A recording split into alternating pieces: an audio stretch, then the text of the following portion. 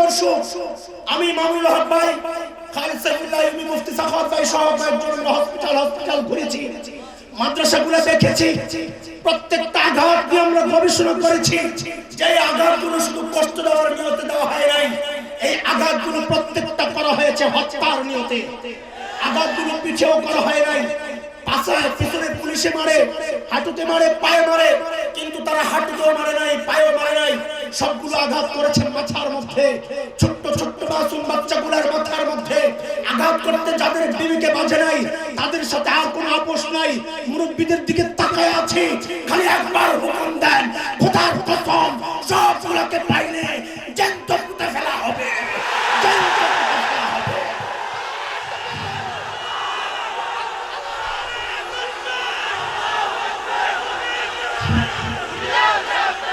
বিসমিল্লাহির রহমানির রহিম। আসসালামু আলাইকুম ওয়া রাহমাতুল্লাহ। আলামিন ইসলামিক মিডিয়া যুগ শ্রেষ্ঠ হক্কানি উলামায়ে কেরামদের নতুন নতুন আলোচনা পেতে আমাদের চ্যানেলটি এখনই সাবস্ক্রাইব করে সাথে থাকুন।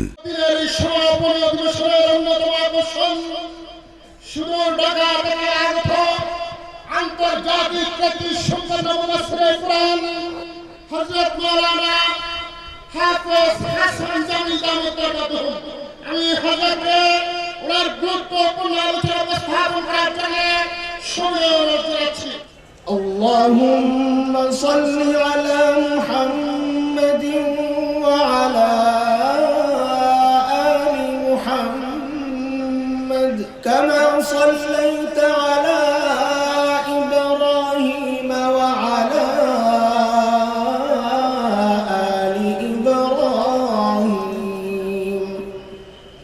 إنك حميد مجيد. اللهم بارك على محمد وعلى آل محمد كما باركت على إبراهيم وعلى آل إبراهيم إنك حميد مجيد. أما بعد فأعوذ بالله من الشيطان الرجيم. بسم الله الرحمن الرحيم. وقال الذين كفروا لا تسمعوا لهذا القرآن والغوا فيه لعلكم تغلبون. فلنذيقن الذين كفروا عذابا شديدا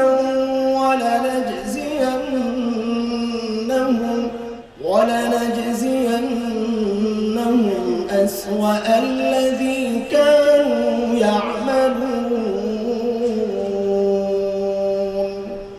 ذلك جزاء أعداء الله النار لهم فيها دار الخلد جزاء بما كانوا بآياتنا يجحدون.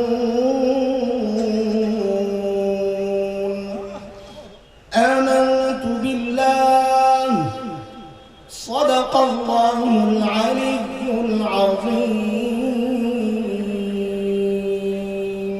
বৃহত্তর চট্টগ্রাম ঐতিহ্যবাহী দ্বীনি ও সেবামূলক সংগঠন আল আমিন সংস্থার ব্যবস্থাপনায় আয়োজিত ঐতিহাসিক তাফসীর ও কোরআন মাহফিলের আজকের চলতি অধিবেশনের সম্মানিত সভাপতি, উপস্থিত উলামায়ে কেরাম, মুরব্বিয়ানে আযম, দূর দূরান্ত থেকে আগত ইসলাম প্রিয় সুধী সমাজ, প্রিয় ছাত্র ভাইয়েরা, রব্বে কারীমের অশেষ মেহেরবানি যিনি লাখো কোটি মানুষ থেকে বাছাই করে দ্বীনি এই মজলিসে জান্নাতের এই বাগানে আমাকে আপনাকে আসার বসার তৌফিক দিয়েছেন, সেজন্য শুরুতেই মহান রবের শুকরিয়া আদায় করি, জবান খুলে প্রাণ খুলে কালিমাতুশ শুকর উচ্চারণ করি আলহামদুলিল্লাহ।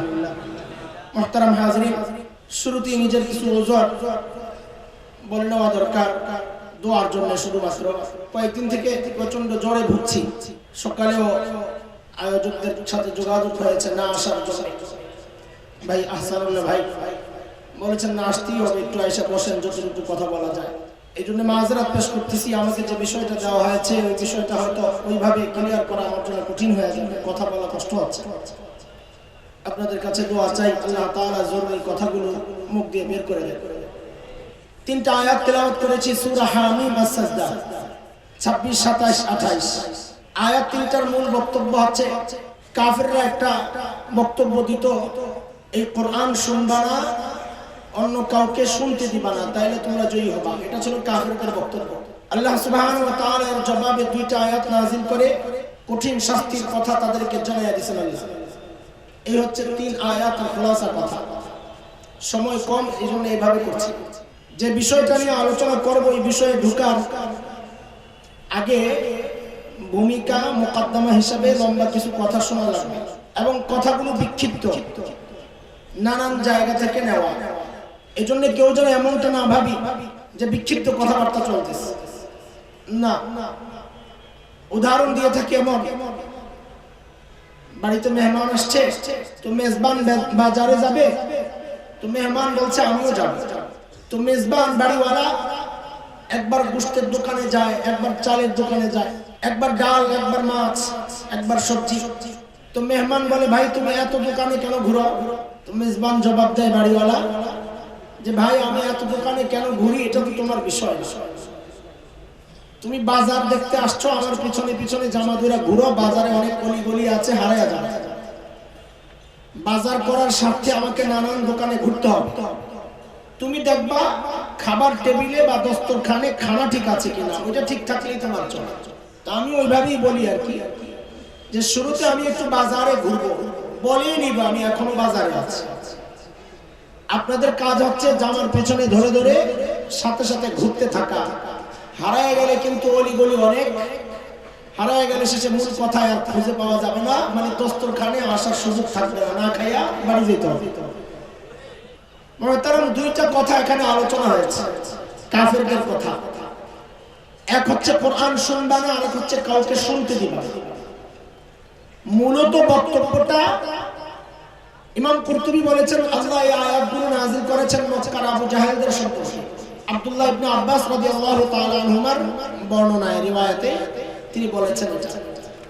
মূলত বক্তব্য 2টা, কোরআন শুনবা না, কাউকে শুনতে দিবা।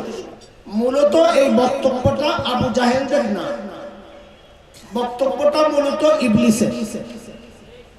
ইবলিস যুগে যুগে মানুষকে দিয়া, তার অনুসারী যারা আছে তাদেরকে দিয়া এই বক্তব্যটা দেওয়া। ওই যুগের আবু জাহেলদেরকে দিয়া ইবলিস এই বক্তব্যটা এইভাবে দেওয়া হয়েছে, কোরআন শুনবা না, কাউকে শুনতে দিবা। ইবলিস এই বক্তব্যটা কেন দেওয়ায়, এই জায়গায় আমি 3টা কথা বলবো ইনশাআল্লাহ। 1 নম্বর হচ্ছে ইবলিস এই বক্তব্য কেন দেওয়া। এই ক্ষেত্রে ইবলিসের বক্তব্যই আমরা শুনি। ইবলিস কেন দেওয়া এই বক্তব্য, ইবলিস কি বলে, ইবলিসের আসলে টার্গেট কি? ইবলিসের চূড়ান্ত টার্গেট হচ্ছে মানুষকে রব থেকে বিচ্ছিন্ন করা। এটা ইবলিসের চূড়ান্ত টার্গেট। কোরআন কারীম সূরা আরাফ আয়াত নম্বর 16 রব্বে কারীম ইবলিসের এই টার্গেটের কথা আমাদেরকে জানিয়ে দিয়েছেন। রব বলেন এটা ইবলিসের বক্তব্য। قال فبما أغويتني لأقعدن لهم صراطك المستقيم ثم لآتينهم من بين أيديهم ومن خلفهم وعن أيمانهم وعن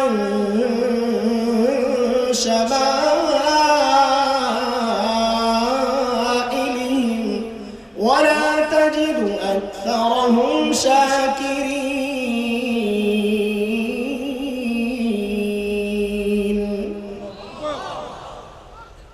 ইবলিসের বক্তব্য হচ্ছে আল্লাহ যাদের কারণে আপনি আমাকে আপনার থেকে বিচ্ছিন্ন করে দিলেন, আমি কিন্তু এদেরকে ছাড়বো না।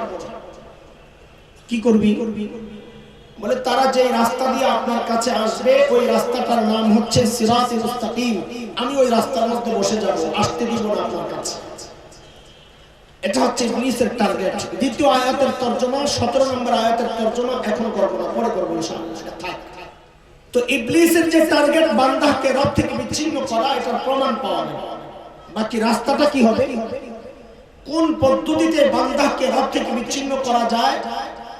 ইবলিস দেখেছে যে বান্দাকে রব থেকে বিচ্ছিন্ন করার সবচেয়ে বড় মাধ্যম হচ্ছে বান্দাকে কোরআন থেকে দূরে সরানো। এটাও কোরআন দ্বারা প্রমাণিত।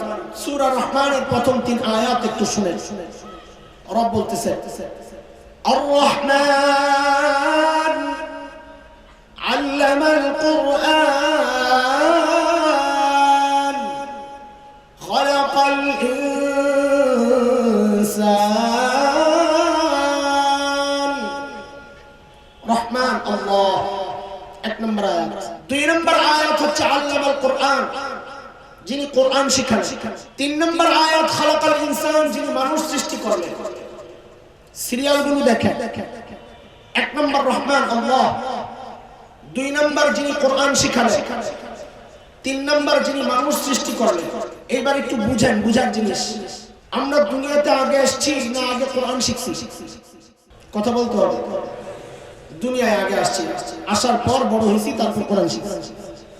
অথচ আল্লাহ সুবহানাহু ওয়া তাআলা কোরআন শিক্ষার ব্যাপারটা আনলেন 2 নম্বরে, মানুষ সৃষ্টির ব্যাপারটা নিয়ে গেলেন 3 নম্বরে। ব্যাপারটা কি? আল্লাহ তাআলা এই কাজটা কেন করলেন? সিরিয়াল আকপিস কেন করলেন? আমাদের বুঝ মতো হওয়া দরকার ছিল আর রহমান খালাকাল ইনসান আল্লামাল কুরআন। রহমান আল্লাহ, মানুষ সৃষ্টি করেছেন, মানুষকে কোরআন শিখিয়েছেন। এমন হওয়া দরকার ছিল সিরিয়াল। 2টা ব্যাখ্যা দেব, সময় কম এজন্য। প্রথম কথা হচ্ছে রব্বে কারীম কোরআন শিক্ষাকে আগে এনেছেন, মানুষ সৃষ্টির ব্যাপারটা পরে এনেছেন। কেন?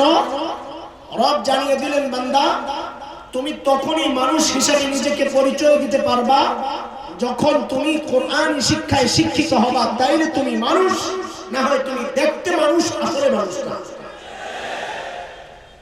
এটার একটা উদাহরণ আবার আমাদের এই যুগের উম্মে জামিল বিনতে হারব ইবনে উমাইয়া, আমি নাম দিছি এটা, এই যুগের আবু লাহাবের বউ তসলিমা নাসরিন। সে তার এক বইয়ের মধ্যে কোরআনের এই আয়াতগুলোর সিরিয়ালের ব্যাখ্যা আমাদেরকে বুঝিয়ে দিয়েছে। তার এক বইয়ের মধ্যে সে লিখেছে, তার বক্তব্য দিয়ে আমরা বুঝেছি যে আল্লাহ কোরআনের সিরিয়ালগুলো আকপিস কেন করলেন। সে তার এক বক্তব্যে লিখেছে, এই পেট আমার, এই পেটের মধ্যে আমি সন্তান, যেখান থেকে খুশি সেখান থেকে নিব, কোন ধর্ম সমাজ আমাকে কেউ কিছু বলতে পারবে না। নাউজুবিল্লাহ। মানে বুঝলেন কিনা এই জন্য বললাম, বুঝলে তো জোরে সোরে বলার কথা। আমরা বলি তাসলিমার এই বক্তব্যের কারণে কোরআনের সিরিয়াল বুঝে আসছে। কেন? কারণ যেখান থেকে খুশি সেখান থেকে পেটের মধ্যে বাচ্চা গ্রহণ করা, এটা তো কোনো মানুষের চরিত্র না, এটা তো কুত্তার চরিত্র। তাসলিমা বুঝাইয়া দিছে আমি দেখতে মানুষ, কিন্তু যেহেতু কোরআনী শিক্ষায় শিক্ষিত না, এই জন্য আমি মানুষ দেখতে হলে আমার মুখ দিয়ে যে বক্তব্য বের হয় এটা মানুষের বক্তব্য না, কুকুরের বক্তব্য বের হয়। আল্লাহ বলেন, বান্দা এই জন্যই তো আমি কোরআনী শিক্ষার ব্যাপারটা 2 নম্বরে আনছি, মানুষ সৃষ্টির ব্যাপারটা 3 নম্বরে আনছি। এটা এক ব্যাখ্যা। এই ব্যাখ্যা দিয়ে আমি আমার আলোচনাকে আগাবো না, অন্য আরেকটা ব্যাখ্যা আছে। আয়াতগুলোকে উপর থেকে নিচের দিকে সাজা। উপরে আর রহমান, মাঝখানে আল্লামাল কুরআন, নিচে খালাকাল ইনসান। 3টা শব্দ, রহমান, কুরআন, ইনসান। আল্লাহ বলছেন, বান্দারে আমি রহমান উপরে, তুমি ইনসান নিচে। আমি রহমান আর ইনসানের মধ্যে যদি সম্পর্ক করতে চাও, লিংক লাগাইতে চাও, দুনিয়ার কোন তন্ত্র মন্ত্র কাজ হবে না। রাস্তা একটাই, রহমান আর বান্দার মাঝখান দিয়ে কোরআনকে ঢুকায় দাও। রহমান আর বান্দার মাঝখানে কোরআন ঢুকায় দাও, তো বান্দার সাথে রহমানের সম্পর্ক অটোমেটিক হয়ে যায়। মুহতারাম হাজিরিন, কথা খেয়াল করেন, বাজারে আছে কিন্তু হারিয়ে গেলে কিন্তু পরে খাওয়া দেব। এই খবর ইবলিসের আছে কি নাই যে বান্দার সাথে রবের সম্পর্কের মাঝখানে কোরআন ঢুকাইতে হয়, এই খবর শয়তানের আছে কি নাই? আমার আর আপনার চেয়ে বেশি আছে। এই জন্য শয়তানের চূড়ান্ত টার্গেট হচ্ছে বান্দাকে রব থেকে বিচ্ছিন্ন করা। কিন্তু শয়তান বড় বাটপার। বাটপার কোনোদিন মানুষকে এক পদ্ধতিতে ধোঁকা দেয় না। বাটপারের পদ্ধতি হয় ভিন্ন ভিন্ন, না এটা তো ধরা পড়ে যাবে। আর শয়তান নিজেও রবকে চ্যালেঞ্জ করেছে, রব তোমার বান্দাদেরকে আমি এক পদ্ধতিতে ধোঁকা দিব না। ওই যে 17 নম্বর আয়াত রেখে আসছিলাম, তরজমা করি নাই।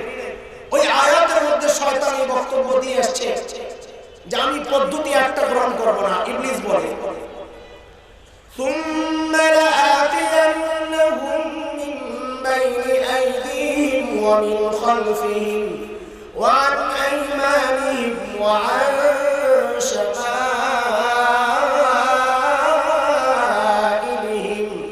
وَلَا تَجِدُ أَكْثَرَهُمْ شَاكِرِينَ।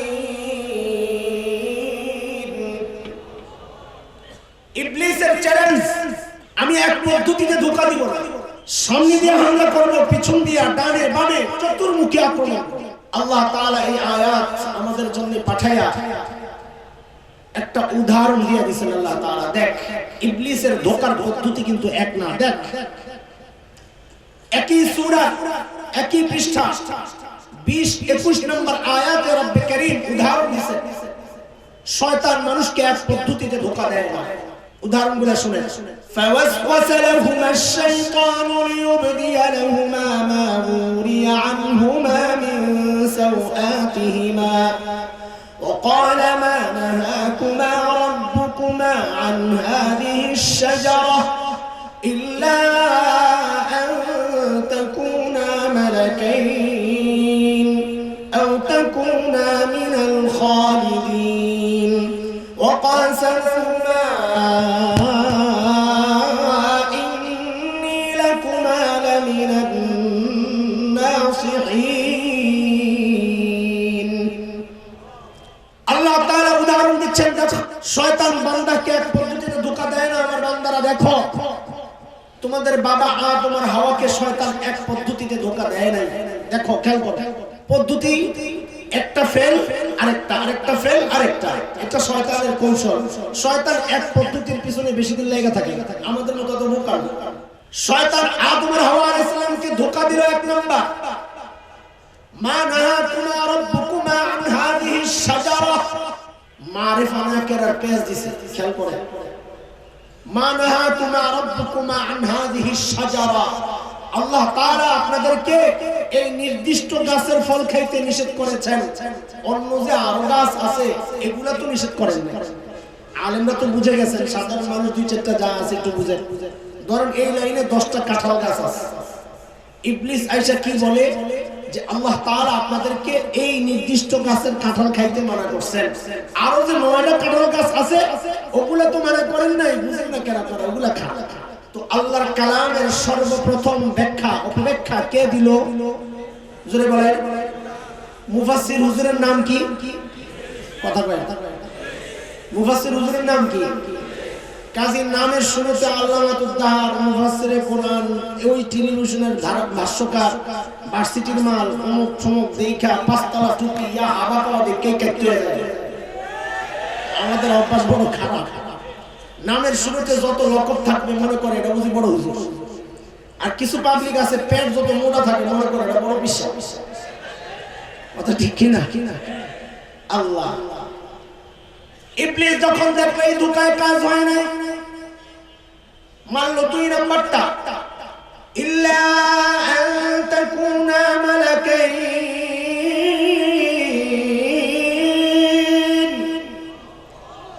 আল্লাহ তাআলা আপনাদেরকে এই ফল খাইতে কেন নিষেধ করেছেন জানেন কিনা? বলে কেন নিষেধ করেছেন? বলে এই ফল খাইলে তো আপনারা ফেরেশতা হয়ে যাবেন। আল্লাহ এটা চান না। এই মাদ্রাসার ছাত্র সেম ধোঁকা এখন আমাদেরকে দেওয়া হচ্ছে। ঠিক তো বলেছেন, বুঝছেন কিনা আল্লাহ জানে। বুঝবেন না বুঝার কিছু নাই। হযরত আদম আলাইহিস সালাম আল্লাহ তাআলা তাকে নবী বানাবেন। আহলুস সুন্নাহ ওয়াল জামাতের আকীদা হচ্ছে সমস্ত নবীরা সমস্ত ফেরেশতার চেয়ে মর্যাদাবান, সারা সমস্ত নবীরা। তো আদম আলাইহিস সালামকে আল্লাহ নবী বানায়া মর্যাদা উপরে উঠাইছে, তিনি ফেরেশতা হতে যাবেন কোন দুঃখে? ইবলিস ওই ধোঁকাটা মারছে, ভাব দেখাইছে যে আপনার চেয়ে ফেরেশতার সম্মান বেশি, ফল খান ফেরেশতা হয়ে যাবেন, সম্মানিত হবেন। ঠিক সেম ধোঁকা, প্যাকেট চেঞ্জ হয়ে গেছে, লেভেল চেঞ্জ করে এখন মাদ্রাসা ওয়ালাদেরকে সেম ধোঁকা দেওয়া হচ্ছে। আমরা বুঝি না, হীনমন্যতায় ভুগি মাদ্রাসায় পড়া। আমি তো ঢাকার ছেলে, ঢাকায় বড় হয়েছি আলহামদুলিল্লাহ। অনেকে বলে কি করলেন? আমি গাইয়ে, আমি শেখের, আমি আমার আকাবের আসলাফ ছাড়া কিচ্ছু বুঝি না, তুমি আমার কি ঘোড়ার টিম বোঝাই? আধুনিকতার নামে আমার ধ্বংস করার চক্রান্ত করতেছিল, আমি ভালো করে বুঝি। আমার সিলেবাস, কওমি সিলেবাস সংস্কার করার জোর দাবি উঠছে একটা সমাজ থেকে। সংস্কার আমরাও চাই, যুগের চাহিদা মেটানোর জন্য কওমি সন্তান যুগের চাহিদা মেটাতে যে কোনো জায়গায় এসে নিজেকে ফিট করবে, আমরাও চাই। তাদের চাওয়া আমাদের চাওয়া বেশ কম আছে। ইংরেজি ঢুকাইতে হবে, বিজ্ঞান ঢুকাইতে হবে, ওইটা ঢুকাইতে হবে, ওইটা ঢুকাইতে হবে। কেন রে ভাই? কি জন্য? বলে মাদ্রাসায় পড়া তুমি খালি মাদ্রাসা হুজুর হইবা কেন? পাবলিকের একটা অভ্যাস মাঝখান দিয়ে মজার শোনা গেল। এক পাবলিক আমারই বলতেছে, হুজুরা খালি খায় না, খালি খায়। হুজুর কাম কি কথা কন? খালি খায় আর খায় আর খায়। তা আমি বললাম আপনার ছেলেরও মাদ্রাসায় দেন না, তোকে মাদ্রাসায় পড়ে খাইব কি? আরে ভাই একটু আগে কি করলেন আপনি? মানুষের মাথার দিল দিমাগ মগজের মধ্যে ঢুকায় দেওয়া হয়েছে মাদ্রাসায় পড়ে খাইব। মাদ্রাসায় আমরা খাওয়ার জন্য পড়ি না, কথা কোন ঠিক কিনা? মাদ্রাসায় পড়ে কেউ বেকার থাকতে পারে না, খোদার কসম। তুমি তো ডাক্তারি পড়েছো পয়সা কামানোর জন্য, আমি মাদ্রাসায় খাওয়ার জন্য পড়ি না। আমি যে উদ্দেশ্যে পড়ি ওই উদ্দেশ্য যদি হাসিল হয় তাহলে কোনো কওমি সন্তান বেকার থাকতে পারে। বলে আমার কি উদ্দেশ্য? বলে আমার উদ্দেশ্য আমি কি ঠিক করব, আমি কি জানতে লেখাপড়া করি নাকি? আমার উদ্দেশ্য আমার রব ঠিক করে দিয়েছেন। সুবহানাল্লাহ। সূরা তাওবা আয়াত 122 পড়ো, দেখো আমার উদ্দেশ্য আমার রব ঠিক করে দিয়েছেন। ওয়া মা কানাল মুমিনুনা লিয়ানফিরু কাফা فلولا نفر من كل فرقة منهم طائفة ليتفقهوا في الدين ولينذروا قومهم إذا رجعوا إليهم لعلهم يحذرون। আমি তো মাদ্রাসায় পড়ি দিন মানুষের কাছে পৌঁছানোর জন্য। কাজে কোনো কওমি সন্তান যদি না খায়াও মারা যায়, কিন্তু সে যদি কাউকে শুধুমাত্র আলিফও শিখায়, আমরা বলবো সে বেকার না, বেকার না। সে যে উদ্দেশ্যে লেখাপড়া করেছে ওই উদ্দেশ্যে সে সফল। দুনিয়ার কোনো কওমি সন্তানকে বেকার হওয়ার কোনো সুযোগ নাই, কোনো সুযোগ নাই। আমারে ডাক্তার বানাইতে চাও আমার মর্যাদা দেওয়ার জন্য না, কারণ আমার মর্যাদা আমার নবী উপরে উঠায় রাখছেন। এই কথা বলে খায়রুকুম মান তাআল্লামাল কুরআন ওয়া আল্লামা, যে কোরআন পড়ে, যে কোরআনের ছাত্র, যে কোরআনের শিক্ষক, সে হচ্ছে দুনিয়ার মধ্যে সবচেয়ে মর্যাদাবান। আল্লাহু আকবার। আমি মর্যাদার জন্য ডাক্তার হতে যাব কোন দুঃখে? জরুরত লাগবে পড়বো, কোনো সমস্যা নেই। কিন্তু জরুরতের বিষয়টা কি? জরুরতের বিষয়টা বলি, বাংলাদেশের লক্ষ লক্ষ ডাক্তার বেকার পড়ে রয়েছে, চাকরি পায় না। আগে ওদেরকে চাকরি দাও, তারপর কওমি সন্তানকে ডাক্তার বানাইতে হবে। আমরা বুঝি কেন এই কাজ করতে চাও। আলিয়ার মধ্যে এইরকম আধুনিকতার নামে বিভিন্ন সাবজেক্ট ঢুকায়া ঢুকায়া ঢুকায়া ঢুকায়া এখন আলিয়ার নাম পড়ে গেছে খালিয়া মিনাল ইলম। ইলম থেকে খালি হয়ে গেছে, আমল থেকে খালি হয়ে গেছে। কথা কোন ঠিক কিনা? ইবলিস যখন দেখলো 2 নাম্বার কাজ হয় নাই, এইবার মারলো 3 নাম্বারটা, আও তাকুনা মিনাল খালিদিন।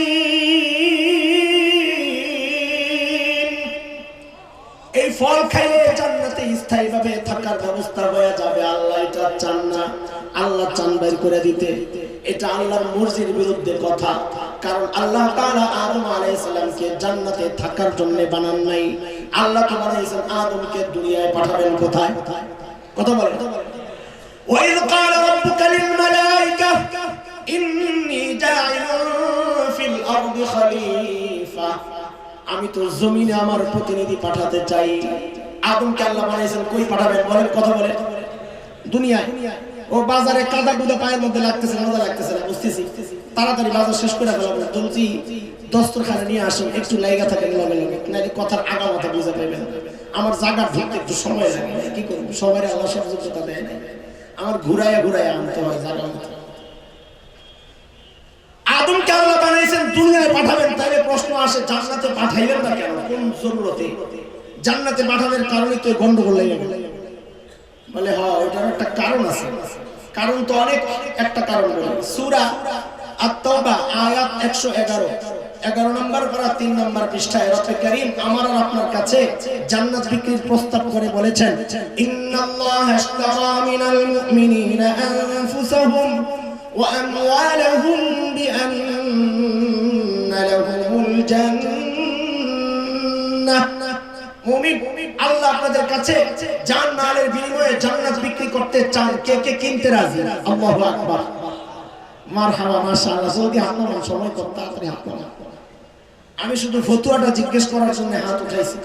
জান্নাত যে কেনার জন্য সবাই রেডি হয়ে গেলেন, জান্নাত কে কে দেখছে? কে জানে হাত উঠাইছে, জান্নাত বলে দেখছে, আল্লাহ জানে, স্বপ্নে দেখছে হইতে পারে। তো জান্নাত না দেখে কেনার জন্য রেডি। তো মুফতি সাহেবদেরকে জিজ্ঞেস করেন, কোন বস্তু না দেখে কেনা জায়েজ কিনা? এই জন্যই তো নাস্তিক মুরতাদরা বলে আমরা অন্ধবিশ্বাসী, না দেখাই সব বিশ্বাস করি। আমি জিজ্ঞেস করি, আমরা কি অন্ধবিশ্বাসী না বুঝে শুনে বিশ্বাস? তো কেমনে বুঝে শুনে বিশ্বাস হইলা? জান্নাত তো না দেখে কেনার জন্য রেডি হয়ে। এটা বুঝার আগে আর একটা কথা বুঝতে হবে। আপনাদের এলাকায় মেয়েদেরকে যে বিয়ে দেয়, শ্বশুর বাড়ি দেখার জন্য মেয়ে নিজে যায় না, গার্জিয়ান? জোরে কর না, আরে জোরে বলেন, গার্জিয়ান না। কথাটা অসম্পূর্ণ। মেয়ে দুই রকমের হয় সবার। এক রকমের মেয়ে হয় মা বাবার বাধ্য সন্তান, এটার সামনে বিয়ের আলাপ করলে ঘরের থেকে বের হয়ে যাবে সর্বে, বলে আমার যাওয়ার দরকার নাই, তোমরা খোঁজ খবর বলবো। আরেক রকমের মায়া আছে শাহবাগের স্লোগান করো, এই বেড়ে যদি কয় তোর লোকে বিয়ে দিতে চাই, তো কতক্ষণ চিন্তা করব, লাস্ট যেটা ধরছি এটারে কি জবাব দেবো? 5টা তো ফেল করছি, লাস্ট যেটা ধরছি এটারে কি জবাব দেবো? আচ্ছা ঠিক আছে, জবাব একটা দেবো না, কিন্তু এখন নতুন যেটা আলোচনা চলতেছে তোমরা দেখলে হইব না, আমার যাই সব খোঁজ খবর লই আইতে, ঠিক কিনা? আছে কিনা সমাজে এরকম? আমি জিজ্ঞেস করি, আপনারা মা বাবার বাধ্য সন্তান না অবাধ্য সন্তান?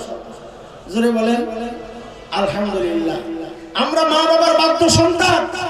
এই জন্য আল্লাহ তাআলা আদম আলাইহিস সালামকে ডাইরেক্ট দুনিয়ায় না পাঠায়া জান্নাত থেকে ঘুরাইয়া আনছেন। কেন?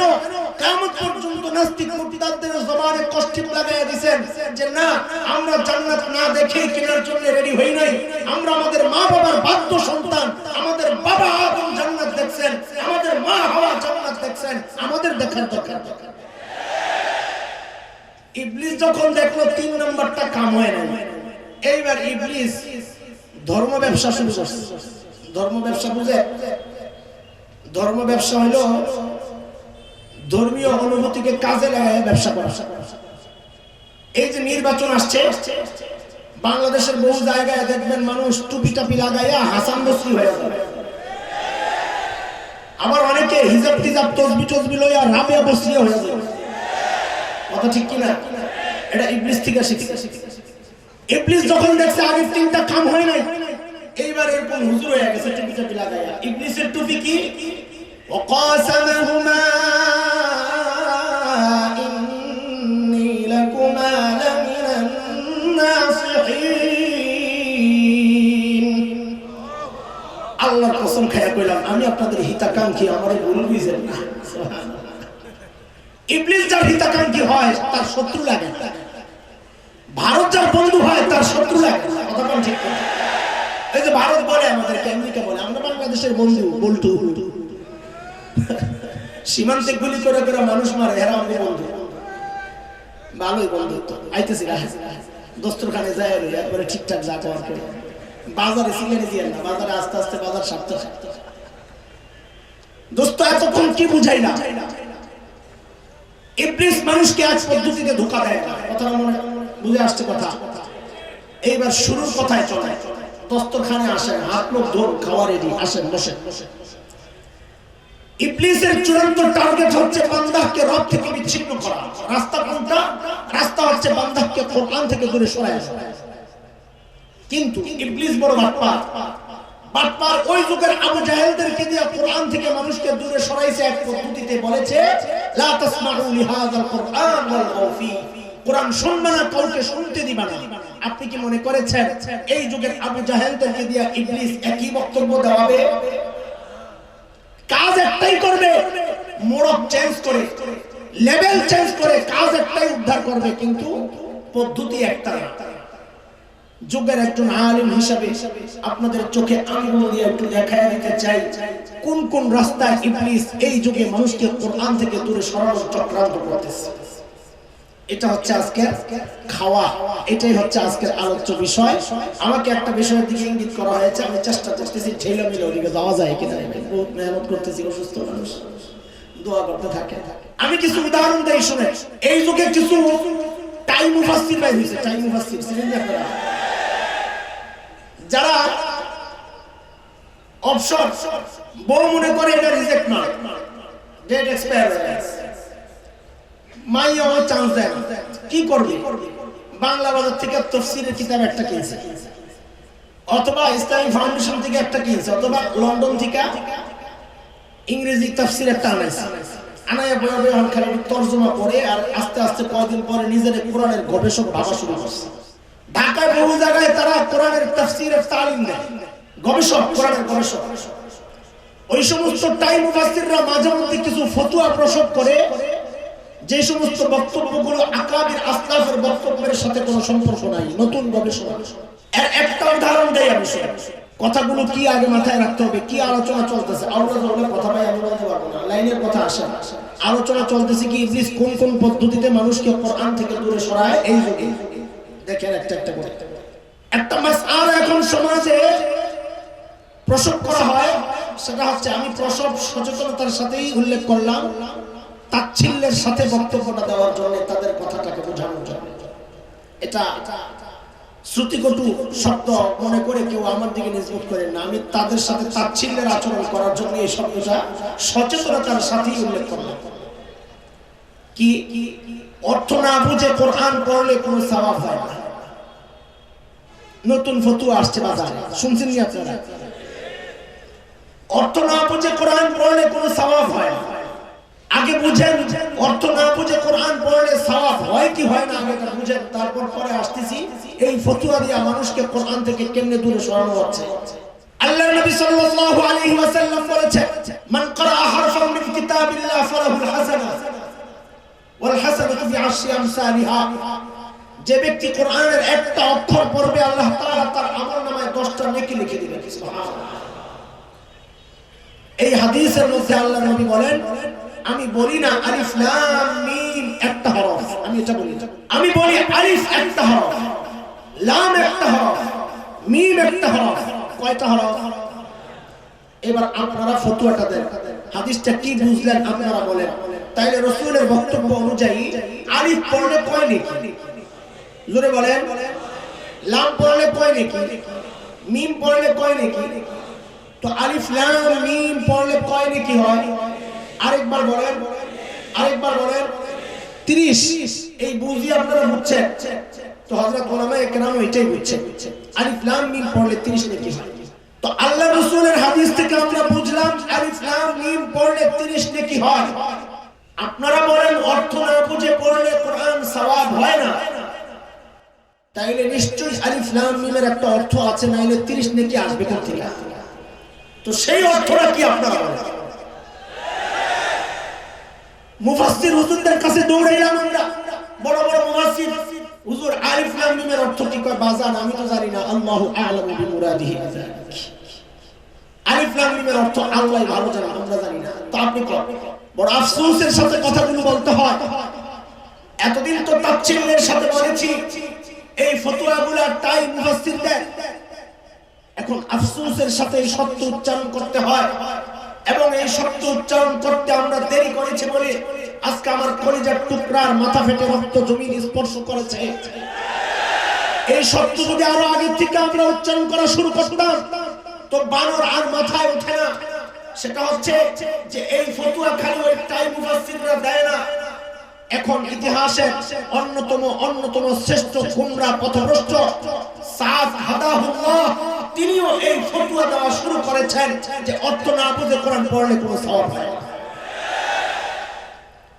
এখন আপনি বলবেন হুজুর আপনার তো টপিক ছিল আপনি বুঝাতে চাচ্ছেন মানুষকে কোরআন থেকে শয়তান দূরে সরানোর আধুনিক চক্রান্ত পদ্ধতিগুলো কি কি এটা শোনাবেন। এই ফতোয়া দিলে মানুষকে কোরআন থেকে কেমনে দূরে সরানো হয়, হ্যাঁ এটাই তো বোঝা দরকার।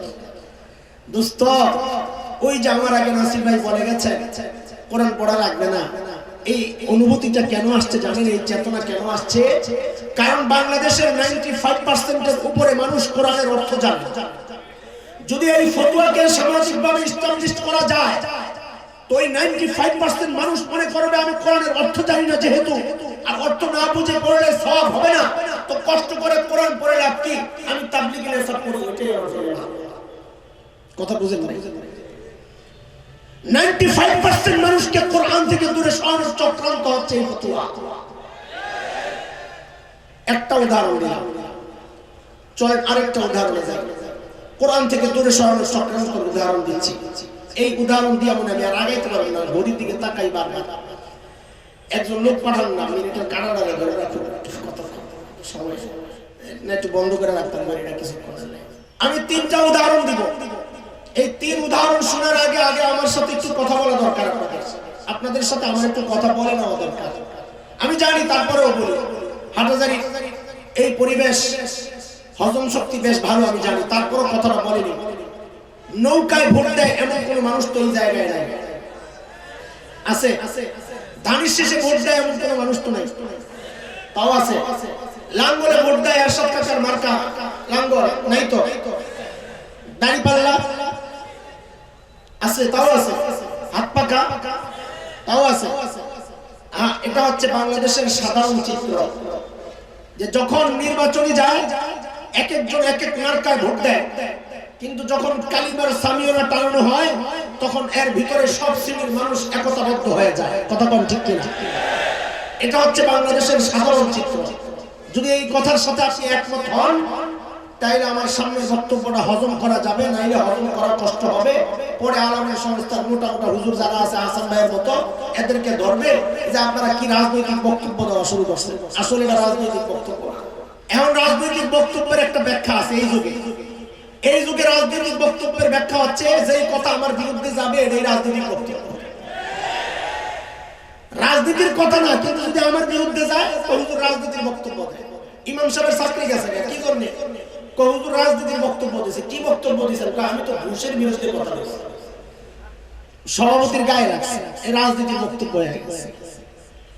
শুনেন, আমি 3টা উদাহরণ দিব, তারপর বুঝাবো। আগে শুনেন, বাংলাদেশে 16ই ডিসেম্বর 26শে মার্চ এই জাতীয় দিবসগুলোতে স্কুল কলেজগুলো বন্ধ থাকে। তখন সেখানে নানা রকমের প্রতিযোগিতা হয়। একটা ইভেন্ট হচ্ছে, নতুন শুরু হয়েছে, যেমন খুশি তেমন সাজো। বাচ্চারা ইচ্ছে মতো সাজে। অডিয়েন্স এবং বিচারকের সামনে নাটক করে করে দেখায়, যার সাজাটা যত পারফেক্ট হয় সে পুরস্কার পায়। ইদানিং আমরা লক্ষ্য করছি 3-4টা বাচ্চাকে দিয়ে একটা চিত্রনাট্য করা হয় তৈরি। একটা ছোট্ট মেয়েকে শাড়ি পরাইয়া যুবতী মেয়ে সাজানো হয়, পিচ্চি মেয়ে। আরেকটা ছোট্ট বাচ্চাকে দাঁড়িয়ে একটা টুপি লাগায়া হুজুর সাজানো হয়। আরেকটা মুরব্বী ধরনের কাউকে সাজানো হয়। এরা যায় বিচারকের সামনে নাটক করে দেখায় কি ওই দাড়িওয়ালা টুপিওয়ালা হুজুর বাচ্চাটা ওই যুবতী মেয়ে তার শাড়ি ধরে টানাটানি করে। কি বুঝায়? তারা বুঝায় এটা হচ্ছে 71-এর চিত্র, 71-এর রাজাকাররা এইরকম মা বোনদের ইজ্জত নষ্ট করেছে। এটা হচ্ছে আমাদের নাটক। উদাহরণ নাম্বার 1। উদাহরণ নাম্বার 2, টেলিভিশন সিনেমায়, থিয়েটারে নাটক, সিনেমা, সিরিয়াল, এগুলোতে এখন একটা চরিত্র থাকে যার নাম ভিলেন চরিত্র, গাদ্দার চরিত্র, মোড়ল। সমাজের সমস্ত নিকৃষ্ট কাজগুলো তাকে দিয়ে করানো হয়। আমরা আশ্চর্যের সাথে লক্ষ্য করছি যে ওই মুরলকে এখন সাজানো হচ্ছে কিভাবে। ওই মুরল আর কাপ্তারের মাথায় একটা টুপি ধরায় দেওয়া হয়, মুখে একটু দাড়ি লাগায় দেওয়া হয়, যে এটা হচ্ছে সমাজের নিকৃষ্ট মানুষের চরিত্র লেভেল, মুখে দাড়ি মাথায় টুপি। উদাহরণ নম্বর 2। উদাহরণ নম্বর 3, 2013 5 ফেব্রুয়ারির কথা অন্তত হাটহাজারীবাসীর ভুলার কথা নয়। ঢাকার শাহবাগে গণজাগরণ মঞ্চ বসেছিল যুদ্ধাপরাধীদের বিচার ত্বরান্বিত করার দাবিতে। কেউ যেন ভুল না বুঝেন, এই জন্য আমি আমার বক্তব্যটা রিপিট করব বারবার। যুদ্ধাপরাধীদের বিচারের দাবিতে যে আন্দোলন তারা শুরু করেছিল, এর সাথে আমাদের কোনো দ্বিমত নেই, আমাদের কোনো শত্রুতাও নাই, বন্ধুত্বও নাই, খাতির নাই, এটার সাথে কোনো কথাই নাই। বরং এই বক্তব্য আমরা তো দিয়ে আসছি 1400 বছর আগের থেকে, যে সমস্ত জালিমের বিচার আমরা চাই। তোমরা তো নতুন শুরু করছো। আন্দোলনের সাথে আমাদের কোনো সম্পর্ক নেই, বিরোধ নেই, বন্ধুত্ব নেই। বিপত্তি বাঁধলো কোথায়? যখন ওই গণজাগরণ মঞ্চের আড়ালে কিছু নাস্তিক কুলাঙ্গার ব্লগার সেখানে বসে বসে আল্লাহর নবী মুহাম্মদ সাল্লাল্লাহু আলাইহি ওয়াসাল্লামের নামে এমন এমন কুৎসিত কথাবার্তা লেখা শুরু করলো। গোটা বাংলাদেশের সব শ্রেণীর মানুষ আল্লামা আহমদ শফি হাফিজাহুল্লাহর নেতৃত্বে গোটা বাংলাদেশে আন্দোলনের দাবানল জানালো। আস্তে আস্তে গণজাগরণ মঞ্চের সেই উত্তাল দিনগুলো আস্তে আস্তে নিস্তেজ হয়ে গেল। নিস্তেজ হইল না, আর উত্তাল হলো, এর সাথে আমার কোনো সম্পর্ক নাই। আমি শুধু ডেটটা আর প্রসঙ্গটা মনে করিয়ে দেওয়ার জন্য কথাগুলো বলতেছি। দুর্ভাগ্যক্রমে ওই ঢাকার শাহবাগের খুব কাছাকাছি তো আমার অবস্থান, 1.5 থেকে 2 কিলোমিটার সায়েন্স ল্যাবরেটরি। এর কিছু উত্তাপ আমিও পাই। আমার বাসার সামনের চৌরাস্তায় একটা ফুট ওভার ব্রিজ আছে লম্বা। ওই গণজাগরণ মঞ্চ চলাকালীন একদিন ওই ফুট ওভার ব্রিজ দিয়ে উত্তর দিক থেকে আমি আসছি দক্ষিণ দিকে আমার গন্তব্য। দক্ষিণ দিক থেকে এক যুবতী মা তার ছোট্ট বাচ্চাকে নিয়ে আমাকে ক্রস করবে, উনি উত্তর দিকে যাচ্ছে। তাদের বেশভূষা দেখে আমি বুঝেছি তারা গণজাগরণ মঞ্চ থেকে আসছে। পতাকা টতাকা আঁকানো বুঝছি, এতে আমার কোনো আপত্তি নাই। এক মা তার সন্তানের মধ্যে ৭১-এর চেতনা, মুক্তিযুদ্ধের চেতনা জাগাতেই পারে, এটার সাথে আমার কোনো বিরোধ নেই, করতেই পারে। সমস্যা বাঁধলো কোন জায়গায়? আরে ভাই, আই উইটনেস, এটা বানানো কোনো কথা নয়, কারোর কাছ থেকে শোনা কোনো কথা নয়, আমার সাথে কথা চাক্ষুষ, আমি নিজেই প্রমাণ, আমি নিজেই সাক্ষী। যুবতী মা তার ছোট্ট বাচ্চাটাকে আমাকে দেখায় শিখায়া দিচ্ছে, আমাকে যখন ক্রস করবে ওই অবস্থায় শিখায়া দিচ্ছে, বলো বলো তুই রাজাকার, তুই রাজাকার। ওই বাচ্চা গণজাগরণ মঞ্চে গিয়ে জেনেছে রাজাকার এক দুষ্ট চরিত্রের নাম, কিন্তু সে জানতো না রাজাকার দেখতে কেমন। মা তার সন্তানকে শিখায়া দিচ্ছে রাজাকার দেখতে হচ্ছে এই যে রাজাকার, যার মাথায় টুপি থাকবে, মুখে দাড়ি থাকবে। এই 3টা উদাহরণ দিলাম, আমার সমাজের হাল আপনাদেরকে জানাই না। এইবার আসেন কথায়।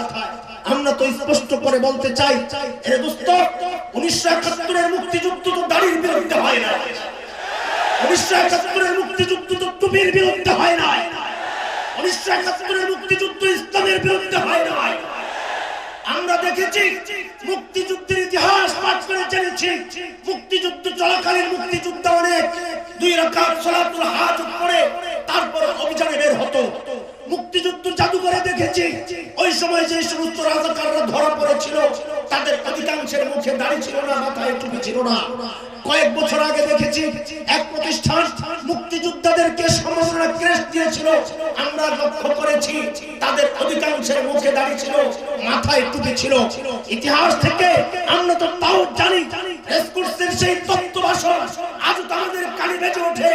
আমাদের নেতা বঙ্গবন্ধু স্বাধীনতার ঘোষণা দিয়েছিলেন 7 মার্চ, সেই ঘোষণায় তিনি উল্লেখ করেছিলেন এবারের সংগ্রাম মুক্তির সংগ্রাম, এবারের সংগ্রাম স্বাধীনতার সংগ্রাম। রক্ত যখন দিয়েছি, রক্ত আরো দেব, তবু এদেশকে মুক্ত করে ছাড়বো ইনশাআল্লাহ। স্বাধীনতার ঘোষক যখন ইনশাআল্লাহ বলে মুক্তিযুদ্ধের ঘোষণা দেয়, সেই মুক্তিযুদ্ধ তো ইসলামের বিরুদ্ধে হতে পারে না। তাইলে এরা কারা যারা মুক্তিযুদ্ধকে দাড়ির বিরুদ্ধে দাঁড় করাতে চায়, যারা মুক্তিযুদ্ধকে টুপির বিরুদ্ধে দাঁড় করাতে চায়? এ দোস্ত, এরা হচ্ছে এই যুগের আবু জাহেল, ওই যুগের আবু জাহেলরা। ডাইরেক্ট বলতো লা তাসমাউ লিহাযাল কুরআন। এই যুগের আবু জাহেলরা ডাইরেক্ট বলতে পারে না, ঘুরাইয়া পেঁচাইয়া এমন এক পরিস্থিতি দাঁড় করাতে চায় যেন আস্তে আস্তে একটা প্রজন্ম তৈরি হয় যাদের দিলের মধ্যে দাড়ির প্রতি ঘৃণা তৈরি হবে, টুপির প্রতি ঘৃণা তৈরি হবে। আস্তে আস্তে মানুষ কোরআনের ধারক বাহক উলামায়ে কেরাম থেকে আস্তে আস্তে বিচ্ছিন্ন হয়ে যাবে। এই যুগের আবু জাহেলদের নতুন স্টাইলের চক্রান্ত একটা উচ্চারণ করে যায়, এই হাজারো আলেম ওলামার সামনে একটা উচ্চারণ করে যায়, বাংলাদেশে ইসলাম কচুরি পানার মতো ভেসে আসে না। এই দেশের ইসলামের গোড়ায় শাইখুল হিন্দের রক্ত পড়েছে। এই দেশের ইসলামের গোড়ায় হযরত হাফিজের চোখের পানি পড়েছে। আজও লাখো ওলি আল্লাহর চোখের পানি এই জমিনে পড়ে এই দেশের থেকে ইসলামকে নিশ্চিহ্ন করতে আসবা। শুনে রাখো, শুনে রাখো, ৭১ একবার দেশ মুক্তির জন্য, স্বাধীনতার জন্য একবার আন্দোলন হয়েছে, একবার মুক্তিযুদ্ধ হয়েছে। ঈমান রক্ষায়, শরীয়ত রক্ষায় যদি আরেকটি যুদ্ধের প্রয়োজন হয় আবার যুদ্ধ হবে, আবার যুদ্ধ হবে।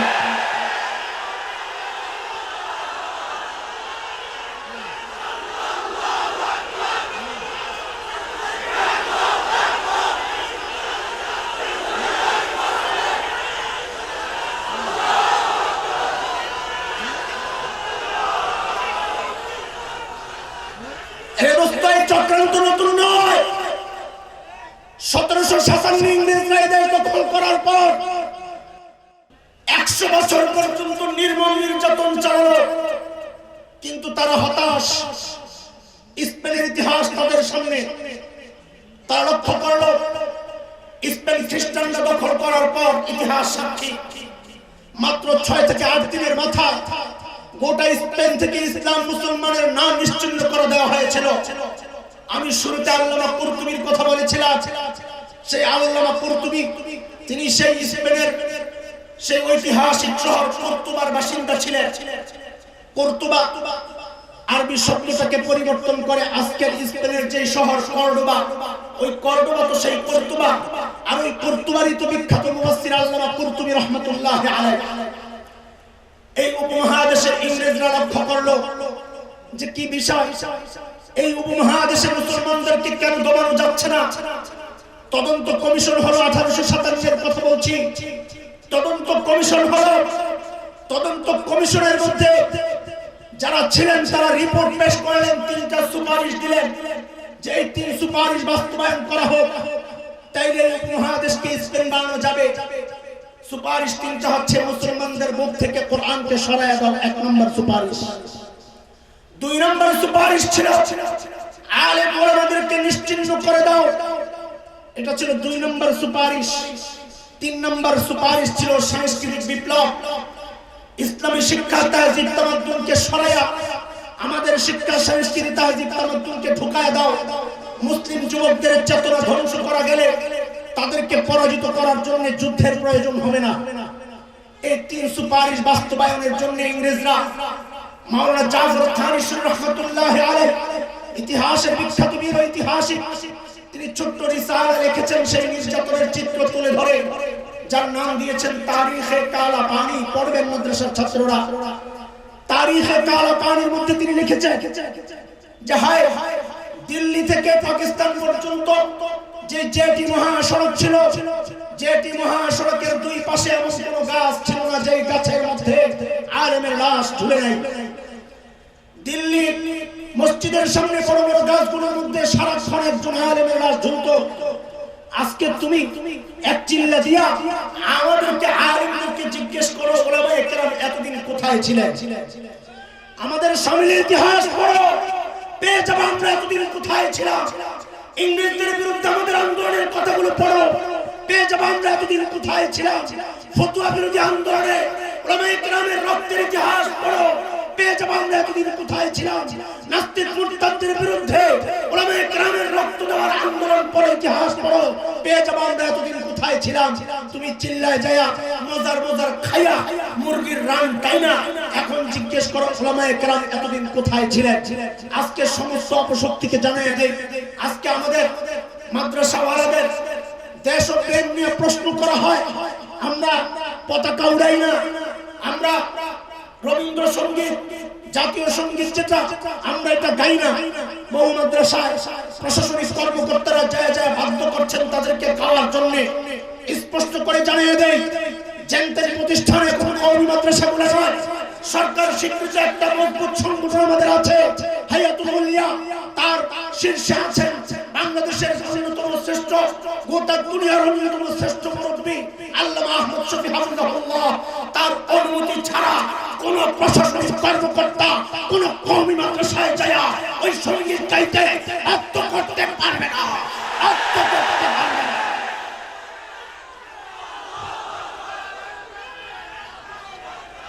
আমার সময় কম, কথাটা এই জন্য বলছি, আজকে প্রশ্ন করা হয় আমার দ্বীনের ভালোবাসা নিয়ে, আমাকে প্রশ্ন করে আমার তাবলীগী ভাইরা, আর ওই নুন খাওয়া পাশের রাষ্ট্রের তারা আমার দেশপ্রেম নিয়ে প্রশ্ন করে। তাদের উদ্দেশ্যে আমাদের একটাই কথা শুনে রাখলাম, আমাদের একটা কথা শুনে রাখ। কয়েকদিন আগে বিজেপির এক নেতা হুমকি দিলেন বাংলাদেশ দখল করা দরকার। ওই সমস্ত দেশপ্রেমিকরা তখন আর কোনো কথা বলে না, ফেরিওয়ালা, দেশপ্রেমের ফেরিওয়ালারা কোনো কথা বলে না। কথা বলবে কেমনে? নুন খাইয়া মুখে কষ্টিপ লাগায়। দেশপ্রেম আছে কি নাই ওই কথাটা বলার জন্য কথাটা আনলাম। বাংলাদেশ দখল করতে আসবা, ওয়েলকাম, মোস্ট ওয়েলকাম, আসো আসো। কি মনে করেছ এগুলা ক্রিকেট মাঠের টাইগার, মুখদন্ত ছাড়া টাইগার, যাদেরকে পরাজিত করার জন্য 11 জনে পারো না, আরো 2 জন লাগে আম্পায়ার, 13 জন মিললে হারাইতে হয় বাংলাদেশে ওই টাইগারদেরকে। ওই টাইগার মনে করেছ? না না, ভুল করবা, এগুলা শাইখুল হিন্দের টাইগার। এই টাইগারদের ইতিহাস আছে, পড়ে দেখো। উলামায়ে দেওবন্দের রক্ত যখন এই উপমহাদেশের জমিন স্পর্শ করেছিল, ব্রিটিশ রাজপুতরা পালাতে বাধ্য হয়েছিল। উলামায়ে দেওবন্দের রক্ত যখন আফগানিস্তানের জমিন স্পর্শ করেছিল, রাশিয়ার শেষ বন্ধুরা পালাতে বাধ্য হয়েছিল। আসবা, আসো আসো। আর তোমরাও শুনে রাখো, যারা টঙ্গীর ময়দানে আমার কলিজার টুকরার রক্ত দিয়া টঙ্গীর ময়দানকে রক্তাক্ত করেছ, লাল লাল করেছ, তোমরাও শুনে রাখো, এই জমিনে যেহেতু উলামায়ে দেওবন্দের কলিজার টুকরার রক্ত স্পর্শ করেছে, আর তোমরা যারা হুমকি দিচ্ছ তোমরাও জেনে রাখো, আসো, আমাদের রক্ত যদি স্পর্শ করে তোদের দাদারা তো পালাতে পেরেছিল। খোদার কসম, একটা কুলাঙ্গারকে পালাতে দেওয়া হবে না, পালাতে দেওয়া হবে না।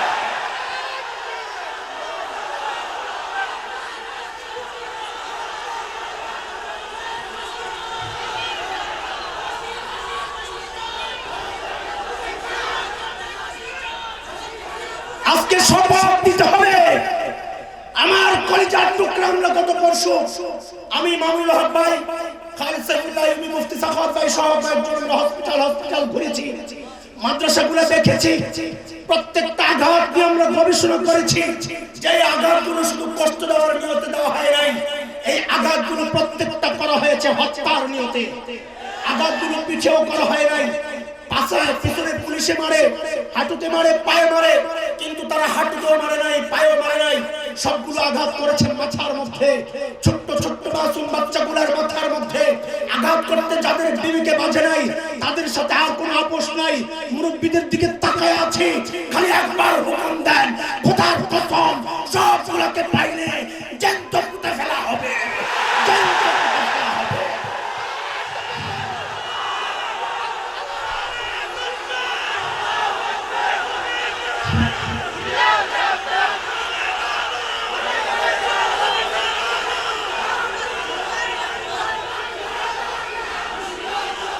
ধৈর্যের সর্বোচ্চ দেখিয়েছি আমরা, ধৈর্যের সর্বোচ্চ দেখিয়েছি। আল্লাহর হুকুম ইসবিরু ওয়া সাবিরু, নিজ ধৈর্য ধরো, ধৈর্য ধরতে বলো। আমাদেরকে ওই 3 নম্বর হুকুম পালন বাধ্য করবেন না। ওরাবিতু, তোমরাও রেডি হও। আমরা চাই না রক্তারক্তে আপন ভাইয়ে ভাইয়ে। যারা লাগাইতে চায় আজকে তাদের মুখ উন্মোচিত হয়েছে। বর্ণচোরেরা, ফতুয়ার ফেরিওয়ালারা আজকে আর মাথার মধ্যে মুখোশ লাগায় রাখা যায় না। মুনাফিকের মুখোশ উন্মোচিত হয়েছে। এই সমস্ত ওয়াজিবগণ, তার সাথে যে সমস্ত দালাল আলেম নামের কলঙ্ক, দেওবন্দের কুসংস্কার, সবগুলোর ফাঁসি চাই, সবগুলোর ফাঁসি চাই।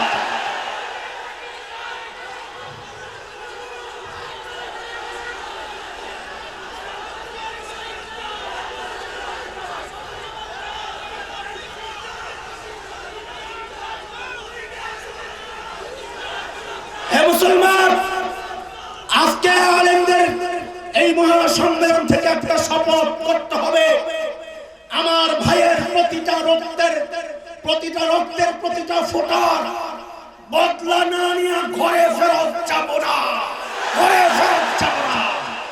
দিন ও শরিয়ার জন্য আল্লামা আহমদ শফী যদি আরেকটা ডাক দেন, আমার সন্তানেরা আজকে দিন বিপন্ন, আজকে স্বাধীনতা বিপন্ন, কে কে রক্ত আর কল্লা দিতে প্রস্তুত, আল্লাহকে সাক্ষী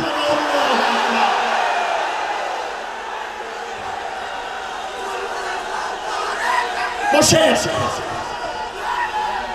আল্লাহ তাআলা আপনাদের এই চেতনা কবুল করেন।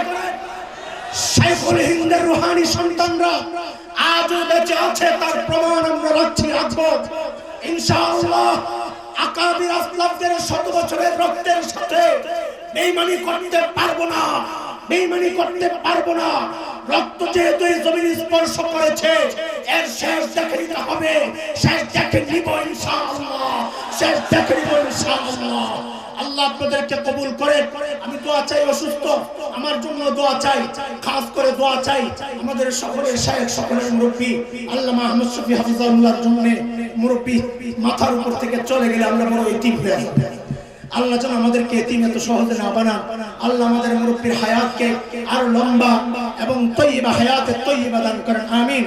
আল্লাহ এই মাহফিলকে গোটা উম্মতের চেতনাবর্ধক হিসাবে কবুল করেন, আমিন আমিন। ওয়া আখিরু দাওয়ানা আলহামদুলিল্লাহি রাব্বিল আলামিন। আসসালামু আলাইকুম ওয়া রাহমাতুল্লাহি ওয়া বারাকাতুহু।